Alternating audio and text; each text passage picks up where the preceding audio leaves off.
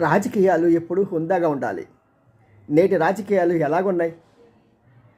ఆఖరికి ఇంట్లో ఆడవారిని కూడా అసలు వాళ్ళ మానాల్ని, అభిమానాల్ని అన్నిటిని కూడా రచ్చ రచ్చ రచ్చ రచ్చ చేస్తున్నారు. ఆఖరికి మరి కడపలో ఉన్న ఈ గూండాలు కూడా ఆడవారిని టచ్ చేయరు. కానీ నేటి రాజకీయాల్లో ప్రతి ఒక్కరు కూడా వాళ్ళ ఫ్యామిలీస్ని టచ్ చేస్తున్నారు. చాలా దురదృష్టకరం.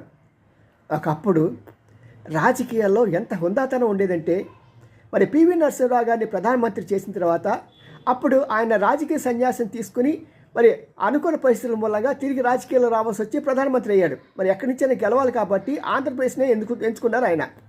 అప్పుడు నంద్యాలలో మన గంగుల ప్రభాకర్ రెడ్డిని ఆయన దీపమంచి రాజీనామా చేయించి అతని స్థానంలో ఇతను పోటీగా పెట్టినప్పుడు ఎన్టీ రామారావు హుందాగా అతని వ్యతిరేకంగా ఎక్కడ పోటీ పెట్టలేదు, ఏకైకంగా గెలిచేటట్టు ఏర్పాటు చేశారు. ఇది రాజకీయం అండి.